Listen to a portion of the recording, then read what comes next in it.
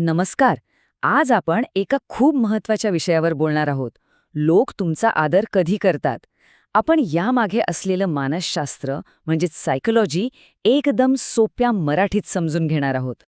हा प्रश्न मला खात्री आहे कधी ना कधी तुमच्या मनात नक्कीच आला असेल की आपण इतके चांगले असूनही लोक आपला आदर का करत नाहीत.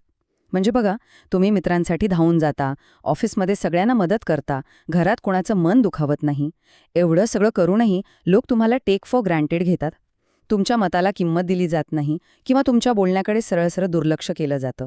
होतं असं, नाही का? पण असं का होतं? आपल्याला वाटतं की आपण चांगलं वागलो की लोक आपोआपच आपला आदर करतील. पण खरं सांगू, खरं जग असं चालत नाही. याच्या मागे ना एक खूप इंटरेस्टिंग सायकोलॉजी आहे. चला तर मग याच्या मुळाशी जाऊया आणि बघूया की खरा आदर मिळवण्यासाठी नक्की लागतं तरी काय. ओके, तर सगळ्यात आधी ना एक गोष्ट क्लिअर करूया. आदर म्हणजे नक्की काय?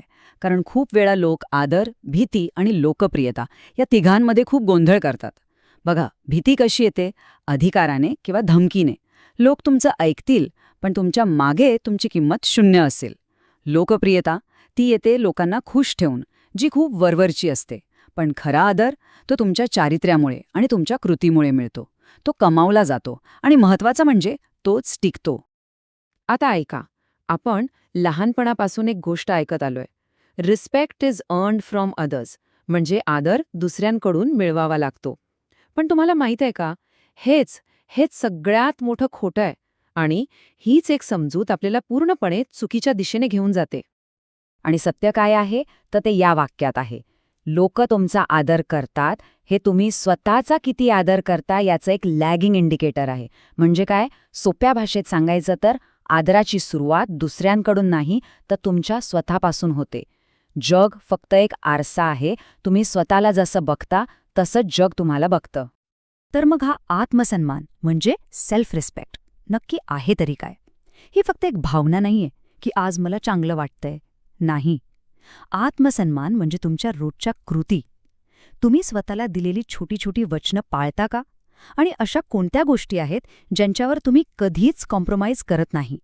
यावर तुमचा आत्मसन्मान ठरतो. ठीक आहे, मग हा आत्मसन्मानाचा पाया कसा बांधायचा, कसा मजबूत करायचा? यासाठी काही खूप महत्त्वाचे नियम आहेत. चला तर ते नियम एक एक करून समजून घेऊया.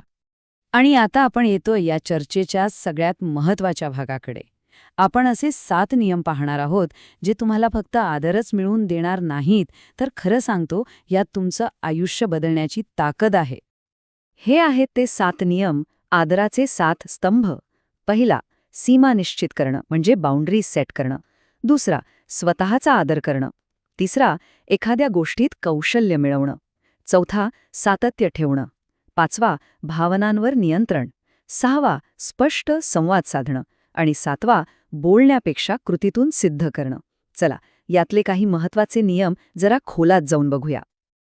तर पहिला आणि सगळ्यात महत्त्वाचा नियम, सीमा निश्चित करा. तुमचा बाउंड्रीज लोकांना शिकवतात की तुम्हाला कसं ट्रीट करायचं. एक उदाहरण घेऊया. समजा तुमचा मित्र आहे जो तुम्हाला नेहमी परीक्षेच्या आदल्या दिवशीच फिरायला बोलवतो आणि तुम्ही दरवेळी हो म्हणता. मग इथे चूक कोणाची? तुम्ही तुमच्या वेळेची आणि अभ्यासाची बाउंड्री सेट करत नाहीये. नाही म्हणायला शिकणं हे बाउंड्री सेट करण्याचं पहिलं पाऊल आहे. लक्षात ठेवा, तुम्ही तुमच्या वेळेची किंमत केली नाहीत तर दुसरं कोणीही करणार नाही. बरं, पहिला नियम होता बाउंड्री सेट करण्याचा. आता वळूया तिसऱ्या नियमाकडे, कौशल्य मिळवा म्हणजे मास्टर युअर क्राफ्ट. आदर मिळवण्याचा सगळ्यात सोपा मार्ग माहितीये? कुठल्या तरी एका गोष्टीत इतके भारी बना की लोक तुमच्याकडे आदरानेच बघतील. जेव्हा तुम्ही तुमच्या कामात, तुमच्या अभ्यासात किंवा कुठल्याही कलेत सर्वोत्तम असता तेव्हा रिस्पेक्ट आपोआप येतो. पण हे कौशल्य एका रात्रीत मिळतं का? नाही. आणि इथेच येतो आपला चौथा नियम, सातत्य, कन्सिस्टन्सी. रोज थोडा, अगदी थोडा सराव तुम्हाला तुमच्या क्षेत्रात एक्सपर्ट बनवतो. आणि मग लोक तुमच्या कौशल्याचा आणि त्यामागच्या मेहनतीचा आदर करतात. आदर कसा मिळवायचा हे तर आपण पाहिलं. पण आता नाण्याचा दुसऱ्या बाजूकडे बघूया.